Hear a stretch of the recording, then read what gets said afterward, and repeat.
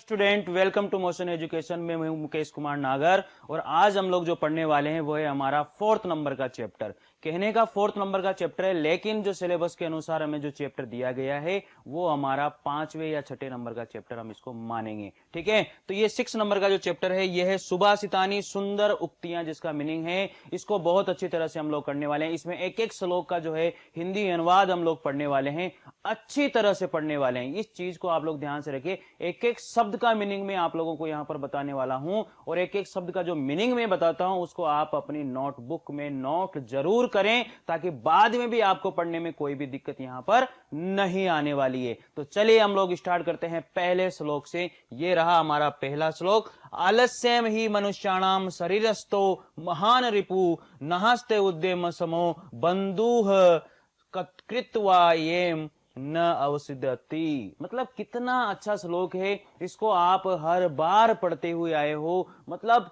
कितनी बार आप लोगों ने इस श्लोक को पढ़ लिया होगा। तो सबसे पहली बात क्या है, आलस्य ही मनुष्याणाम, यानी कि मनुष्य का जो आलस्य है वो क्या है, शरीरस्थो महान, मनुष्य के शरीर का सबसे बड़ा महान, रिपुह, रिपुह का मतलब यहां पर क्या हो जाएगा, शत्रु। रिपुह का मीनिंग क्या हो जाएगा बच्चों, रिपु मतलब क्या होता है, शत्रु।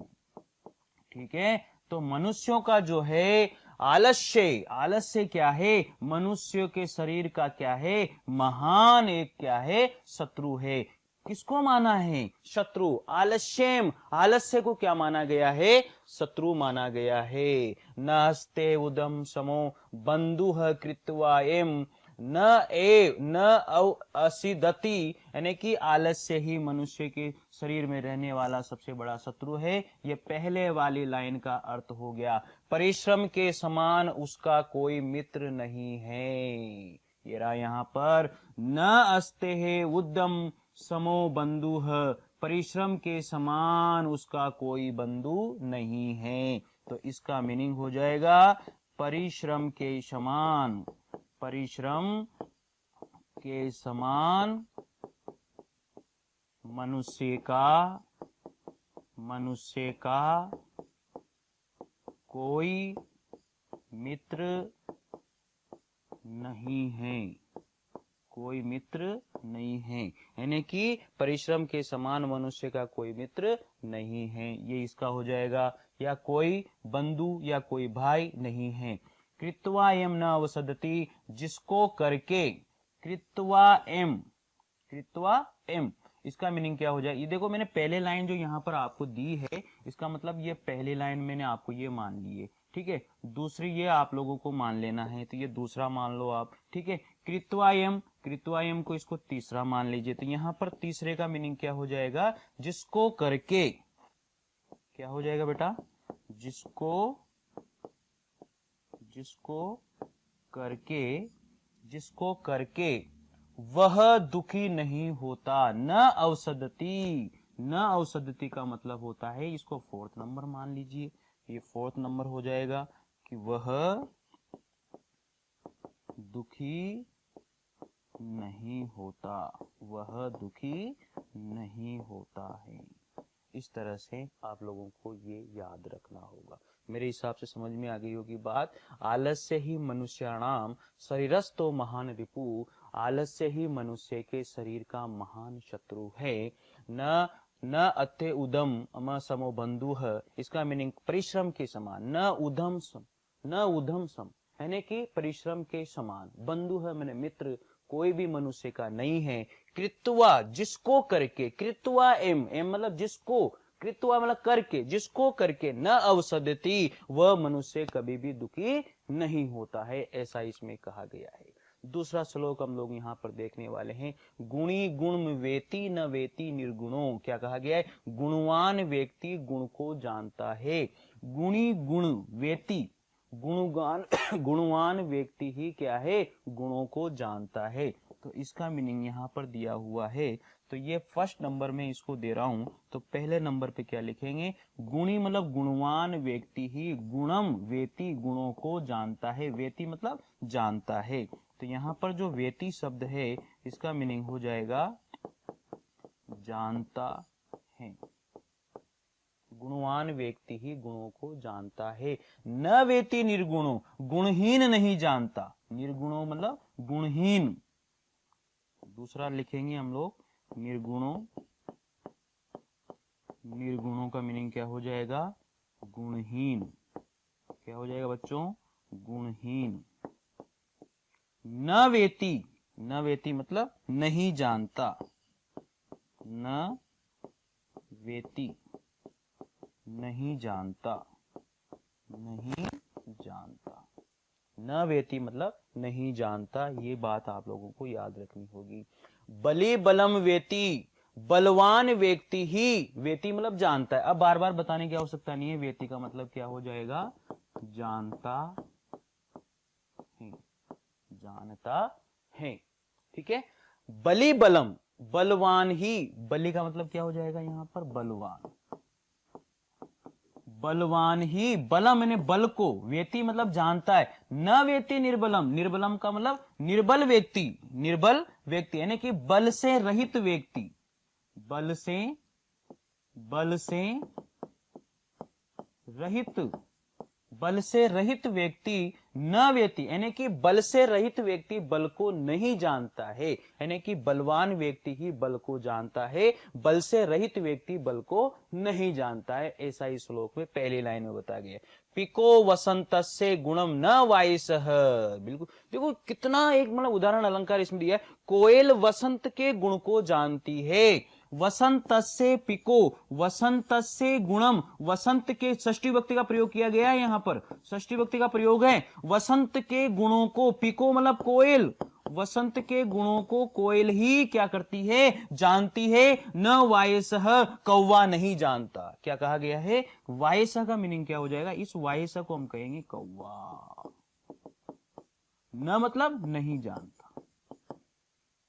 आगे बात समझ में? तो ये बातें सारी ध्यान रखनी है। करीच सिंह से बलम न मूषकम, क्या कहा गया है? जिस प्रकार से कोयल वसंत के गुणों को जानती है, कौवा नहीं जानता। और करीच, और करी मतलब सिंह के बल को, करी मतलब, करी का मतलब क्या हो जाएगा? हाथी।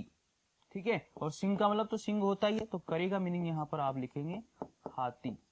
ठीक है। सिंह से बलम न मूषकम यानी कि सिंह के बल को हाथी जानता है और चूहा नहीं जानता। तो करी मतलब हाथी, सिंह से सिंह के बल को, सिंह के बल को हाथी जानता है। न मूषकम, न मूषकम का मतलब होगा चूहा नहीं जानता, चूहा नहीं जानता।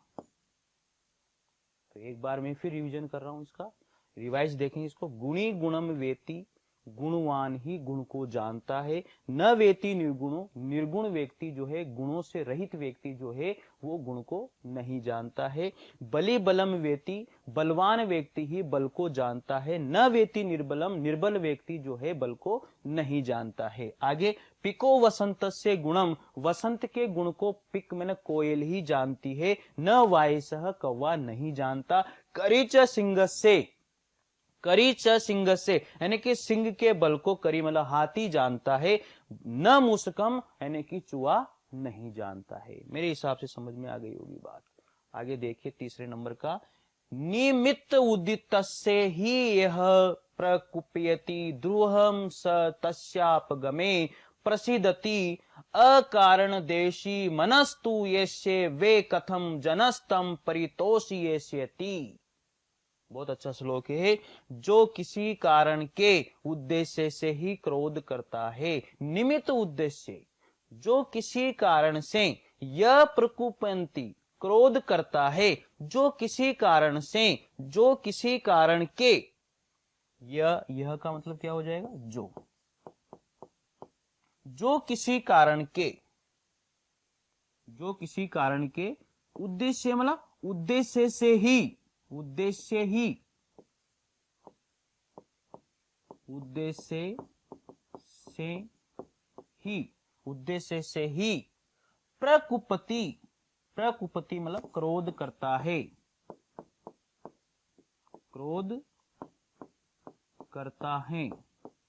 प्रकुप्यति मतलब क्रोध करता है। ध्रुवम स तस्यापगते प्रसिद्धति, निश्चित रूप से उस कारण के समाप्त होने पर वह प्रसन्न हो जाता है। निश्चित रूप से, प्रसिद्धति का मतलब क्या हो जाएगा? प्रसन्न हो जाता है,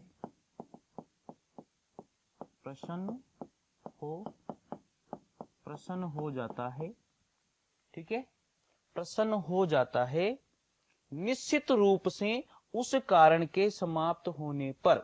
तस्या अपगते, उस कारण के समाप्त होने पर,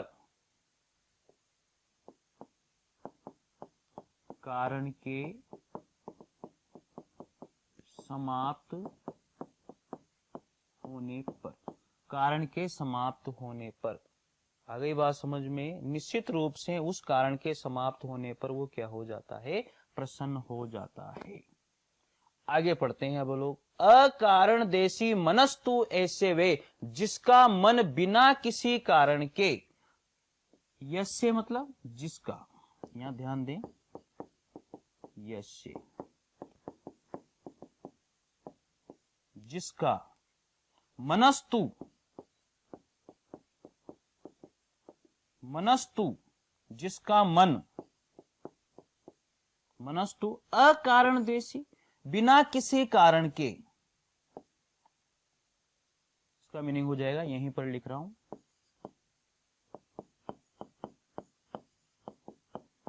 बिना किसी कारण के। बिना किसी कारण के क्या हो जाता है? बिना किसी कारण के द्वेष करता है। द्वेषी, द्वेषी का मतलब क्या हो जाएगा? यहां पर लिख रहा हूं मैं, द्वेषी। देखो इसका तो हो जाएगा बिना किसी कारण के, और द्वेषी ये लिखा मैंने यहां पर, द्वेषी। इस द्वेषी का मीनिंग हो जाएगा क्रोध करता है। क्या भी हो जाएगा इसका? क्रोध करता है, क्रोध करता है, ठीक है। ये सारी मीनिंग आप लोगों के सामने, आप लोग अच्छे से ध्यान रखिएगा इसको, क्योंकि एक एक मीनिंग आप लोग समझोगे तभी आप लोगों को समझ में आएगा श्लोक का मीनिंग। ये श्लोक बहुत जरूरी है समझना, श्लोक को ऐसे आसानी से समझ में नहीं आ जाते, बार बार रिवाइज करोगे तब जाके समझ में आएगा, ठीक है। कारण के समाप्त होने पर प्रसन्न हो जाता है। जिसका मन बिना किसी कारण के द्वेष करता है, क्रोध करता है, उसको व्यक्ति कैसे संतुष्ट करे? कथम मतलब कैसे, यहां पर क्या हो जाएगा? कथम का मतलब कैसे, ठीक है। जनस्तम व्यक्ति, परितोषीयते संतुष्ट करे, संतुष्ट करे। ये बात सारी की सारी आप लोगों के सामने है, अच्छे से समझना मेरे बच्चों। निमित्तम उद्देश्य ही ये प्रकुपंती, जो किसी कारण के उद्देश्य से ही क्रोध करता है। निमित्त उद्देश्य ही ये प्रकुपंती, जो बिना किसी कारण के, बिना किसी उद्देश्य के ही क्या करता है? प्रकुपंती मतलब क्रोध करता है। ध्रुवम स तस् उपगपे प्रसिद्धति, और निश्चित रूप से उस कारण के समाप्त होने पर वो क्या हो जाता है? तस्य उपगते प्रसिद्धति, प्रसिद्धति मतलब प्रसन्न हो जाता है। अकारण देशी मनस्तु ऐसे जिसका मन, ऐसे मनस्तु जिसका मन बिना किसी कारण के, अकारण है, बिना किसी कारण के, द्वेषी का मतलब क्या होता है? द्वेष करता है। कथम जनस्थ परितोषति, उसको या उस व्यक्ति को कैसे संतुष्ट करेगा? क्या किया आप? परितोषयति मतलब यहाँ पर जो है लिरिट लकार में भविष्य काल में आया है, इसलिए यहाँ पर भी हम लोगों ने कैसे संतुष्ट करेगा, भविष्य काल में हम लोगों ने यहाँ पर इसको रखा है। चले अगला श्लोक है, देखो पहले इसका हिंदी पढ़ते हैं। कहते हुए का अर्थ पशु से भी ग्रहण कर लिया जाता है। घोड़े एवं हाथी भी कहे जाने पर भार वहन कर लेते हैं। विद्वान लोग बिना कही बात का अनुमान लगा लेते हैं। बुद्धियां दूसरों के संकेत से उत्पन्न ज्ञान रूपी फल वाली होती है। देखो थोड़ा सा कठिन है, आप लोग इसको ध्यान से समझिएगा, एक एक शब्द को समझने की कोशिश करें। कहे हुए का अर्थ, उदित अर्थ, इसका मीनिंग हो जाएगा यहाँ पर, इसको मैं पहला नंबर दे रहा हूं, इसका मतलब इसका पहला नंबर हो जाएगा कहे हुए का अर्थ, कहे हुए का अर्थ। पशून अपि, पशु से भी, इसको दूसरा नंबर दे देते हैं। पशून अपि, पशु से भी, पशु से भी, पशु से भी गृह्यते, ग्रहण कर लिया जाता है। इसको तीसरा नंबर दे दिया। देखिए यहाँ पर तीसरा नंबर, ग्रहण कर लिया जाता है, ग्रहण कर लिया जाता है, ग्रहण कर लिया जाता है। फिर देखो तो यहां तक का हमारा जो है अर्थ हो जाता है। फिर आगे लिखा हुआ है घोड़े एवं हाथी भी कहे जाने पर हयश्च और नागश्च, मतलब इसका मतलब क्या हो जाएगा, ये देखो यहाँ पर 4th नंबर और यहाँ पर 5 नंबर में दे रहा हूं, ठीक है। तो 4th नंबर का हो जाएगा हयश्च, मतलब घोड़े, ठीक है। और 5 नंबर मैंने दिया है नाग, इसका मतलब क्या हो जाएगा, हाथी, हाथी भी। वहंती, वहंती मतलब वहन कर लेते हैं, 6 नंबर दिया है मैंने, वहन करते हैं, ठीक है। बोधिता, बुद्धि से, ठीक है। मतलब क्या है कि उदित अर्थ कहे हुए का अर्थ पशुन अपि, पशु भी गृह्यते, ग्रहण करते हैं, पशु से भी ग्रहण कर लिया जाता है। हयश्च और घोड़े, नागश्च और हाथी, वहंती वहन करते हैं, बोधिता बुद्धि के द्वारा, ठीक है। आगे लिखा हुआ है, इसके द्वारा क्या लिखा गया है, विद्वान लोग बिना कहे ही बात का अनुमान लगा लेते हैं। ये रहा यहाँ पर पंडित, ये अन्वय हो रहा है बेटा, आपका याद रखना। 7 नंबर पर मैंने लिखा है पंडितों, मतलब विद्वान लोग, विद्वान लोग, विद्वान लोग, ठीक है। पूरी की पूरी ले लेना इसको। विद्वान लोग अनुक्त उपयति, इसका मतलब क्या हो जाएगा, अनुमान लगा लेते हैं, अनुक्तम उपयति, ये हो जाएगा हमारे 8वें नंबर पर। इसका मीनिंग लिखेंगे, अनुमान लगा लेते हैं, अनुमान लगा लेते हैं। प्रेंगित ज्ञान फलाहे बुद्धेह, कहा गया है बुद्धियां दूसरों के संकेत से, पर अंकित ज्ञान फलाहे बुद्धियां, बुद्धि है मतलब बुद्धियां दूसरों के संकेत से। प्रेंगित, इसका मतलब क्या होता है, दूसरों के संकेत से। 9वें नंबर पे मैं लिख रहा हूं,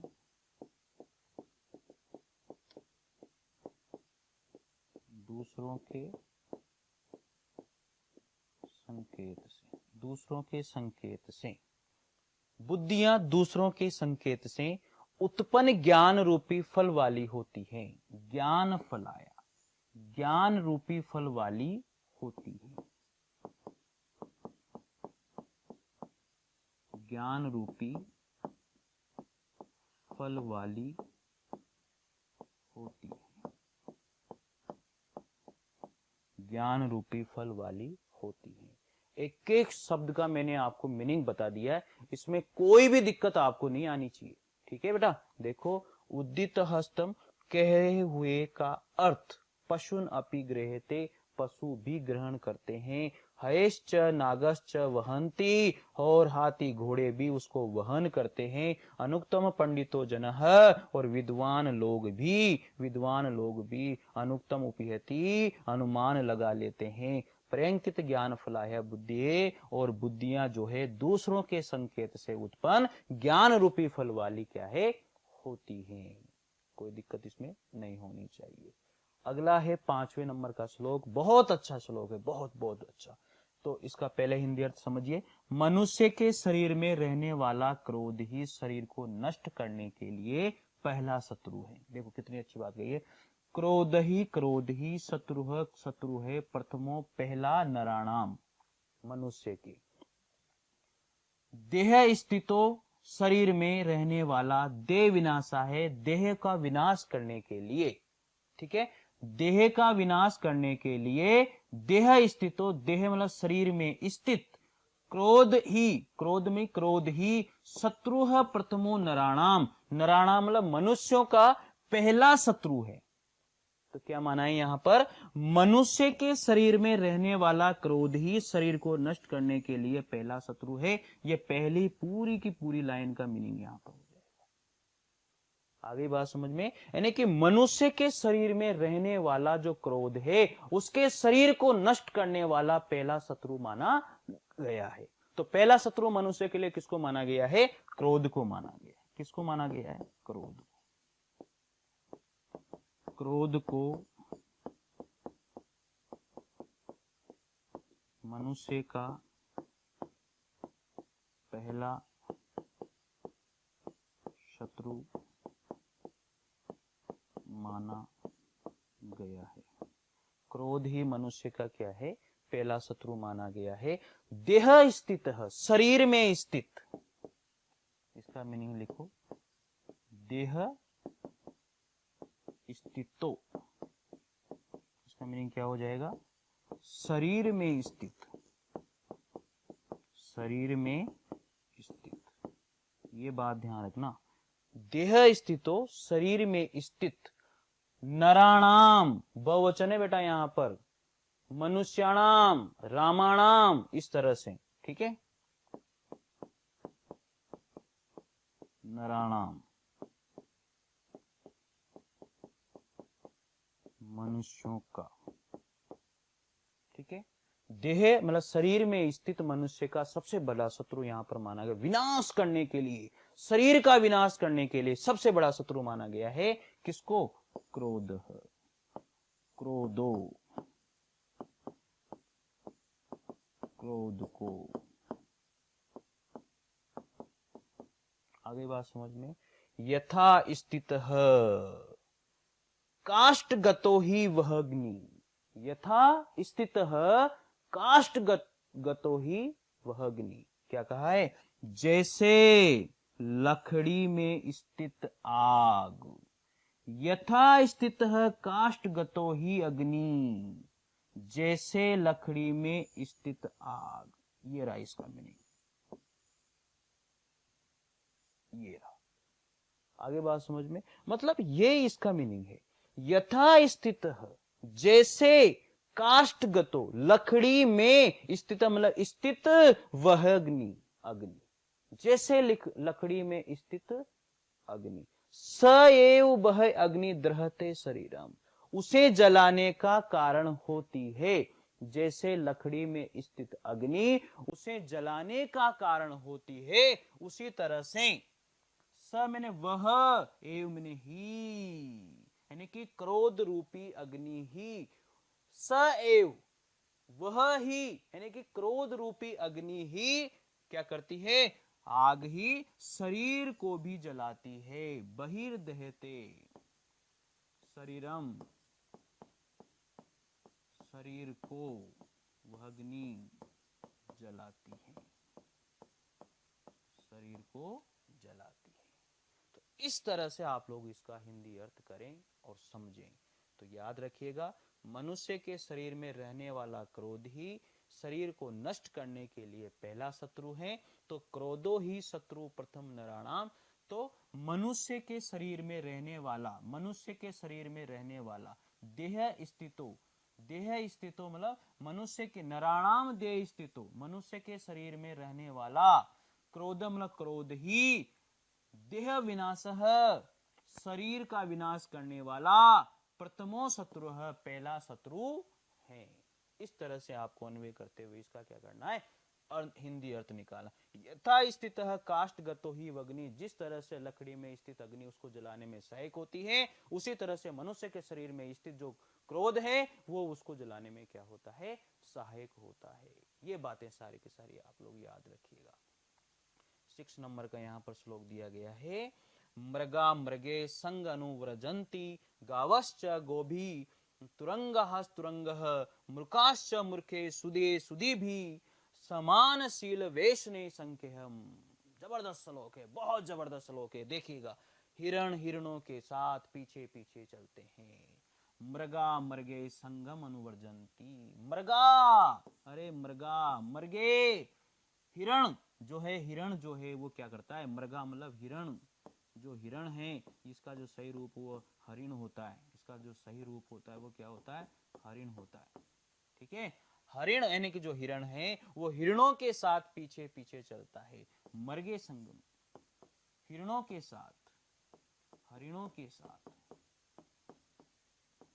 हरिणों के साथ चलता है, हरिणों के साथ चलता है। गावश्च गोबी तुरंगहम तुरहम, क्या लिखा गया है, गाय गायों के साथ चलती है। गावश्च गोबी यानी कि जो गायें होती है वो गायों के साथ चलती है। तुरंग तुरंगम, और जो घोड़े होते हैं वो घोड़ों के साथ चलते हैं। तुरंग तुरंगम, इसका मीनिंग हो जाएगा घोड़ों के साथ, घोड़ों के साथ घोड़े चलते हैं, घोड़ों के साथ घोड़े चलते हैं। गावस गोभी, इसका मीनिंग आप लोगों को मैं यहाँ लिख रहा हूँ, गायों के साथ गायें चलती हैं। अब समझ में आ गया होगा कि भैया जो जिस कैटेगरी का है वो उसके साथ चलता है। कहने का मतलब ये है कि जो जैसा है वो वैसे ही लोगों को ढूंढ लेता है और वैसे ही लोगों के साथ वो क्या है, चलता है, मतलब वो अपने आप ढूंढ लेता है।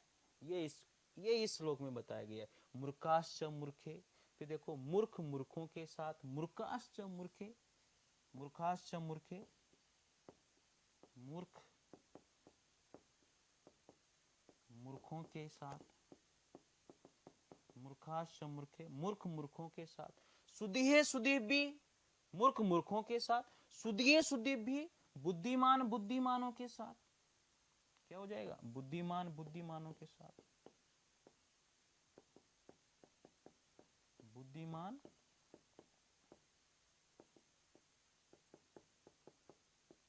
बुद्धिमानों के साथ, बुद्धिमान बुद्धिमानों के साथ चलते हैं। ठीक है, आगे है समान आचार व्यवहार एवं स्वभाव वालों में परस्पर मित्रता होती है। समान शीलम, समान आचार विचार जो भी हैं, उनके व्यवहार हैं, विचार हैं, जो भी हैं, उन सभी में क्या हो जाती है, सख्यम का मतलब क्या हो जाएगा, मित्रता हो जाती है। उन सभी में मित्रता हो जाती है। जिनके समान आचार विचार होते हैं, समान व्यवहार होता है, आपस में उन सब में क्या हो जाती है, मित्रता हो जाती है। तो ये श्लोक था, बहुत बढ़िया श्लोक है। जो जैसा होता है वो उसके साथ ही चलता है, ये चीज इसके अंदर बताई गई है। बहुत प्यारी बातें इसके अंदर है। तो मेरे बच्चों ये सबसे इंपॉर्टेंट है, आप लोग इस चीज को अच्छे से ध्यान से सुनिएगा और ध्यान से समझिएगा। एक एक पॉइंट, एक एक शब्द आपके काम की होने वाली है, सारी की सारी बातें आपके काम की होने वाली। देखिएगा 7th नंबर का, सेवितव्यो महावृक्ष प्लश्च छाया समन्वित, यदि देवात फलम नास्ति छाया केन निर्वा। कितना जबरदस्त श्लोक है यार, मतलब जबरदस्त, मजा आ गया यार, बहुत शानदार श्लोक इसमें दिया है। मतलब मैं तो फैन हो गया इस श्लोक का, ये मान लो आप भी हो जाओगे जब इसका हिंदी अर्थ पढ़ोगे ना। मतलब जबरदस्त श्लोक है, जीवन में काम आने वाला श्लोक है। देखिए, फल एवं छाया से युक्त महान वृक्ष का सेवन करना चाहिए। सेवितव्यो, सेवन करना चाहिए, महावृक्ष, महान वृक्ष का। फल छाया समन्वित, फल एवं छाया से युक्त, फल छाया समन्वित। यहां पर लिखिए, इसको मैं पहला नंबर देता हूं, फल एवं छाया से युक्त, फल एवं छाया से युक्त। सेवितव्यो, सेवन करना चाहिए, इसको दूसरा नंबर दे रहा हूं, सेवन करना चाहिए, सेवन करना चाहिए महावृक्ष, महान वृक्ष का। तीसरा नंबर,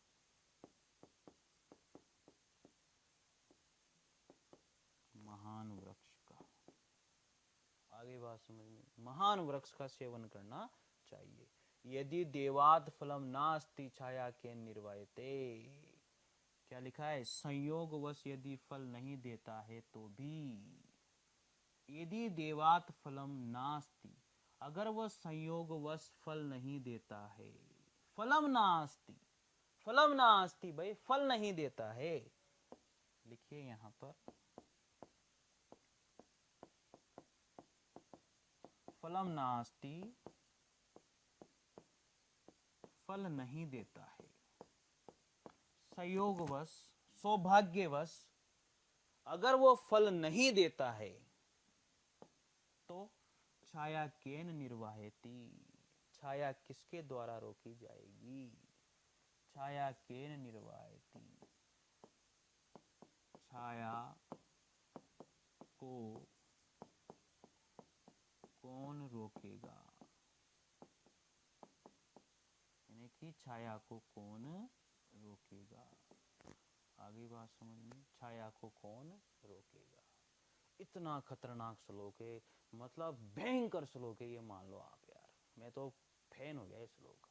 मतलब जो देना है वो तो तुम रोक ही नहीं सकते भैया, जो मिलना है तुम्हें वो तो तुम्हारा भाग्य भी नहीं रोक सकता। मतलब ये मान लीजिए जो लिख दिया गया है कि ये तुझे मिलना ही है तो वो मिल के रहेगा चाहे कुछ भी हो जाए। तो यही कहा गया है कि फल एवं छाया से युक्त महान वृक्ष का सेवन करना, आश्रय लेना चाहिए। अगर वो फल नहीं भी दे पाता, सहयोग से, सौभाग्य से फल भी प्रदान नहीं कर पाता, तो भी छाया को तो कौन रोक सकता है, ये इसमें बताया गया है। देखिएगा 8वें नंबर का श्लोक है, अमंत्रम अक्षरम नास्ति, नास्ति मूलम औषधम, अयोग्य है पुरुषः नास्ति, योजकस्तत्र दुर्बलः। बहुत यार, कितने कितने अच्छे अच्छे श्लोक दिए ना, मतलब जबरदस्त श्लोक दिए हैं यार, मजा आ गया। मतलब कहने का मतलब यह है कि इन श्लोक का तो मैं तो दीवाना हो गया भैया, आप भी दीवाने हो जाओगे। मतलब इतनी बढ़िया तरीके से लिखे हैं ना यार, जबरदस्त। देखो आप लोग, मंत्र से ही हीन कोई अक्षर नहीं है, क्या लिखा है यार, जबरदस्त। अमंत्र अक्षरम नास्ति, मंत्र से हीन, मंत्र से हीन, मंत्र से हीन कोई अक्षर नहीं है। अक्षरः नास्ति, अक्षरः नास्ति, कोई अक्षर नहीं है, कोई अक्षर नहीं है, कोई अक्षर नहीं है। नास्ति मूल औषधम, औषधि से हीन कोई जड़ नहीं है। मूलम औषधम, औषधि से रहित कोई जड़ नहीं है, यानी कि कोई जड़ नहीं है, ये ध्यान रखना इसमें, ठीक है, कोई जड़ नहीं है। तो औषधि से रहित कोई जड़ नहीं है। देखो आगे, योग्यता से हीन कोई पुरुष नहीं है। अयोग्य पुरुषः नास्ति, अयोग्य पुरुषः नास्ति, योग्यता से हीन कोई पुरुष नहीं है, ठीक है। योजक तत्र दुर्बलः, वहां व्यक्तियों वस्तुओं से जोड़ने वाला, योजक, तत्र मैंने वहां, तत्र का मतलब वहां, योजक का मतलब क्या होता है, योजक मतलब जोड़ने वाला, जोड़ने वाला, ठीक है। दुर्बलः, दुर्बल है, दुर्बल है, दुर्बल है मतलब दुर्बल है,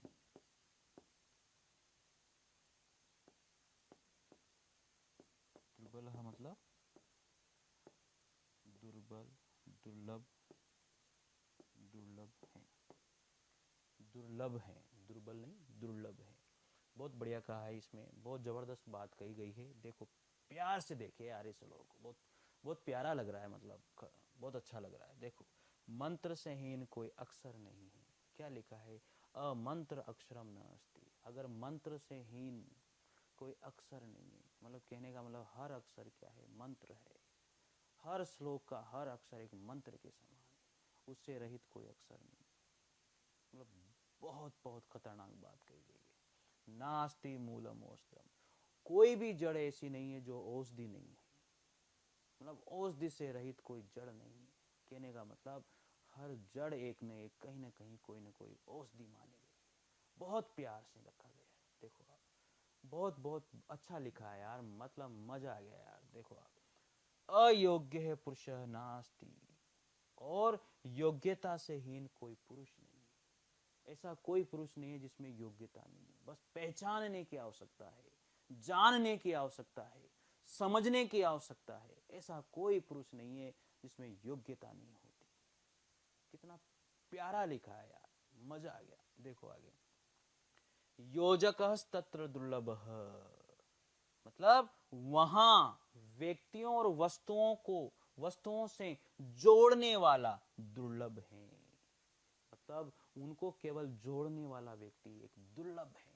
बहुत कम मिलते हैं ऐसे लोग, ऐसी वस्तुएं बहुत कम मिलती हैं, ऐसे व्यक्ति बहुत कम मिलते हैं जो उनके महत्व को समझाने वाले हैं, उसको जोड़ने वाले हैं। ये ऐसी चीजें बहुत कम मिलती है। ये समझने वाली बातें हैं बेटा, बहुत जानने वाली बातें। आप लोग इनको अच्छे से समझेंगे तो आप लोगों को समझ में आ जाएगी। देखिए 90 नंबर का श्लोक है, संपतो च विपतो च महताम एक रूपता, उदेह सविता रक्तो रक्ताश्च महे तथा। कितनी अच्छी बात कही है। संपत्ति और विपत्ति में अर्थात धनवान होने पर और धनहीन होने पर महान लोग समान रहते हैं। संपत्ति च और विपत्ति च, संपत्ति और विपत्ति में यहाँ पर कौन सा समास आया? द्वंद्व समास। कौन सा समास है? द्वंद्व समास।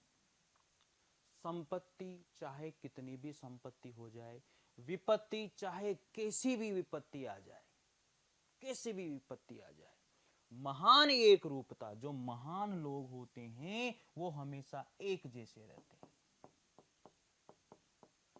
महान लोग हमेशा एक जैसे रहते हैं,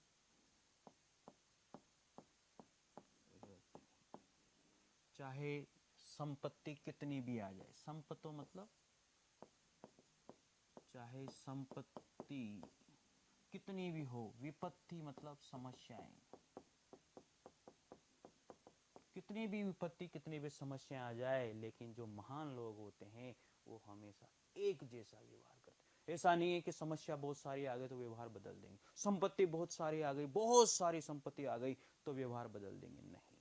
महान तो वही तो है भाई, महान वही व्यक्ति है जो व्यक्ति हमेशा क्या करता है, एक जैसा रहता है, हर परिस्थिति में एक जैसा रहता है, हर समस्या में एक जैसा रहता है। उसको ही क्या माना गया है? महान माना गया है। देखिएगा आगे, उदय सविता रक्तो, जैसे सूर्य उदय होते हुए लाल एवं अस्त होते हुए भी लाल रंग का ही होता है। उदय सविता, सविता का मतलब यहां पर क्या होता है? सूर्य। सूर्य क्या होता है इसका मीनिंग? सूर्य। उदय होते हुए भी, उदय उदय उदय उदय होते हुए भी रक्तो, रक्तो मतलब लाल, रक्तो मतलब लाल, ठीक है। रक्तश्च हस्ते तथा, जिस तरह से उदय होते हुए भी सूर्य लाल ही होता है और अस्त होते हुए भी सूर्य क्या होता है? लाल ही होता है। जिस तरह से एक महान जो सूर्य है यार, सबके देवता हैं, सबके भगवान हैं, जो पूरी सृष्टि को, पूरी दुनिया को जो है अपनी रोशनी से क्या कर रहे हैं? उजायमान कर रहे हैं, उजाला प्रकाशमान कर रहे हैं। तो जब सूर्य ही जब उदय होता है तो भी लाल ही होता है और अस्त होता है तो भी लाल ही होता है, ऐसा हमारे कवि यहाँ पर हमसे कहते हैं। तो ये सारी बातें याद रखेगा। संपत्ति और विपत्ति में अर्थात धनवान होने पर और धनहीन होने पर महान लोग समान रहते हैं। जिसे सूर्य उदय होते हुए भी लाल ही होता है और अस्त होते हुए भी सूर्य लाल ही होता है। देखिएगा अगला श्लोक है, विचित्रे खलु संसारे नास्ति किंचित न अर्थकम, अश्वचेत धावने वीरः भार सस्य वहने खरः। बहुत जबरदस्त श्लोक बताया गया। देखिएगा इसका मीनिंग, विचित्रे खलु संसारे नास्ति, इस विचित्र संसार में कुछ भी निरर्थक नहीं है। विचित्रे खलु संसारे, इस विचित्र संसार में नास्ति किंचित अर्थकम, कोई भी निरर्थक नहीं है। अश्वचेत धावने वीर, भारत से वहने खर, यदि घोड़ा दौड़ने में वीर हैं, अश्वचेत धावने, घोड़ा दौड़ने में, अश्व मतलब घोड़ा, दौड़, धावने मतलब दौड़ने में, वीर मैंने वीर हैं, तो भारत से वहने खर, बाहर को वहन करने में जो गदा है वो क्या है, वीर है। तो ये बात कही गई है। इस विचित्र संसार में कुछ भी निरर्थक नहीं है। विचित्र, विचित्र संसारे, संसार में, नास्ति किंचितम निरर्थकम, कुछ भी निरर्थक नहीं है। अश्वचेत धावन वीरम, भारत से वह नाम, जिस तरह से घोड़ा दौड़ने में वीर है, उसी तरह से गधा जो है वो भार को वहन करने में, भार को खींचने में वो क्या है, वीर है। तो यहाँ पर कोई भी असमर्थ नहीं है। यहाँ पर पहला हमारा क्वेश्चन आता है, बहुत इंपॉर्टेंट क्वेश्चन है। एक पदेन उत्तरम लिखित, एक पद में उत्तर देना है। मनुष्याणाम महान रिपुः, तो क्या हो जाएगा, आलस्य। तो कैसे अर्थ लिखोगे, मनुष्याणाम महान रिपुः आलस्यम अस्ति, तो इसकी जगह क्या हो जाएगा, आलस्यम अस्ति। गुणी किम वेति, तो गुणी गुणम, किम की जगह क्या हो जाएगा, गुणम गुणम वेति हो जाएगा। फिर आगे देखो, केशाम संपतो च विपतो च महताम एक रूपता, केशाम की जगह क्या आ जाएगा, महता शब्द आ जाएगा। महता संपतो च विपतो च महता एक रूपता, इस तरह से याद रखना है। पशुनाम अपि कीदृश्य गृहते, तो यहां पर क्या लिखोगे, पशुनाम अपि कीदृश की जगह क्या हो जाएगा, उदिरस्तहर्त गृहते, ये हो जाएगा। ठीक है, उदय समय अस्तः समय च क रक्त, तो इस क की जगह क्या लेना है, सूर्य या सविता, दोनों में से कुछ भी आप ले सकते हो, कोई दिक्कत नहीं है इनमें, तो बहुत आसान से है। आगे देखिए, प्रश्न निर्माण करना है। केन संबंधुन, तो यहां पर आपको केन, ये है उत्तर, देखो ये उत्तर है। उद्यमेन संबंधुः नास्ति, तो उद्यमेन संबंधुः नास्ति, तो केन, ये उद्यमेन की जगह क्या आ जाएगा, केन आ जाएगा। उत्तराणी संस्कृत भाषा, प्रश्नानाम उत्तराणी, इन प्रश्नों के उत्तर संस्कृत भाषा में आपको लिखना है। तो केन संबंधुः नास्ति, उद्यमेन संबंधुः नास्ति। वसंतस्य गुणम क जानाति, तो क की जगह क्या आ जाएगा, पिकः, तो वसंतस्य गुणः पिक वसंतस्य, पिक वसंतस्य गुणः जानाति। बुद्धेः कीदृश्य भवन्ति, बुद्धिः कीदृश्य भवन्ति, कीदृश्य जगह परंगित ज्ञान फलः बुद्धिः भवन्ति हो जाएगा। आगे, नराणाम प्रथम शत्रुः, नराणाम प्रथम शत्रुः, क की जगह क्या हो जाएगा, क्रोध हो जाएगा, कोई दिक्कत ही नहीं है। शुद्धि है सख्य केन स भवति, शुद्धि है सख्य, शुद्धि भी सह, केन की जगह क्या हो जाएगा, शुद्धि भी, यानी कि बुद्धिमान व्यक्ति के साथ बुद्धिमान ही चलता है। अस्मा भी कीदृश्य वृक्ष सेवती, हम सभी को जो है कीदृश्य वृक्ष, यानी कि जो महान वृक्ष होता है वो हमें क्या देता है, फल तो देता ही है, फल नहीं देगा तो छाया तो कोई उसकी रोक ही नहीं सकता, ऐसा इसमें बताया गया है। न अस्ति उद्यमे से, तो आप लोग इसको ध्यान से सुनिए, न अस्ति तो ना हो जाएगा, और ऊ जो है ये ई को हम लोग ई में चेंज करेंगे, तो इसकी मात्रा यहाँ पर लग जाएगी, तो क्या बन जाएगा, यहाँ पर नास्त यू दे म समह, नास्त उद्दे समह। फिर आगे देखो, तस्से, तस्से अपगमे, तस्से अपगमे, इस तरह से तस्यापगमे, कौन सी संधि हो जाएगी, यहाँ पर अ प्लस अ मिलकर के क्या हो जाता है, आ हो जाता है, इसलिए यहाँ पर कौन सी संधि हो गई, दीर्घ संधि हो जाएगी। कर लोगे, कोई भी दिक्कत इसमें आपको नहीं आएगी। तो ये रहा तस्य प्लस आगमे, यहाँ पर हो जाएगी दीर्घ संधि, कोई प्रॉब्लम इसमें आपको नहीं आएगी। ठीक है, इसमें जो फॉर्मूला लग रहा है वो क्या लग रहा है, अ प्लस आ वाला लग रहा है, दोनों को मिलाएंगे, नहीं अ वाला लग रहा है, दोनों को मिलाएंगे तो क्या हो जाएगा, दोनों को मिलाएंगे तो यहाँ पर ये हो जाएगा हमारा, देखो दोनों को मिलाएंगे तो आ बन जाएगा, इस तरह से ध्यान रखना है। फिर आगे है अनुक्तम अपि, अनुक्तम, तो अनुक्तम ये हो गया, इसको म के साथ हम ऐड कर देंगे अ को, तो ये म भी पूरा हो जाएगा, तो यहाँ पर क्या लिखेंगे, अनुक्तम, ये म पूरा हो गया। ठीक है, आगे क्या लिखा हुआ है, अपि, तो ये बना दो, इस ई को हम लोग क्या करेंगे, ये बना देंगे, तो ये प आधा हो गया और ये बन गया, और इस ऊ की मात्रा यहाँ पर जोड़ देंगे, तो क्या बन जाएगा, अनुक्ति। तो ये जो संधि है इसके अंदर कौन सी संधि हो जाएगी, हमारे यहाँ पर यण संधि हो जाएगी, कोई दिक्कत आपको इसमें नहीं आएगी। गवाश्च, बहुत आसान सा है, गवाह प्लस विसर्ग संधि हो जाएगी, यहाँ पर कौन सी संधि हो जाएगी, विसर्ग संधि हो जाएगी, इस तरह से याद रखनी है आपको। न प्लस अस्ति तो नास्ति हो जाएगा, न प्लस अस्ति तो क्या हो जाएगा, नास्ति हो जाएगा। रक्तश्च स्तमे, तो रक्तश्च अस्ते में, तो बहुत सिंपल सा के रक्तश्चास्तमे, कोई दिक्कत नहीं है। योजकः तत्र, योजकः तत्र, बहुत आसान सा श्लोक है। ये विसर्ग संधि हो जाएगी इसमें। कौन सी संधि हो जाएगी, विसर्ग संधि है इसके अंदर, कोई दिक्कत नहीं है, बहुत आसान है। आई होप कि आपको ये वीडियो बहुत अच्छा लगा होगा बच्चों। तो इस वीडियो को जो है आप ज़्यादा से ज़्यादा शेयर करें और जो मोशन फाउंडेशन यूट्यूब चैनल है उसको आप सब्सक्राइब करके रखें, ताकि आपको जो भी नोटिफिकेशन, जो भी वीडियो हैं वो आपको जल्दी से जल्दी प्राप्त हो सके। आपको इस वीडियो को देखने के लिए बहुत बहुत धन्यवाद।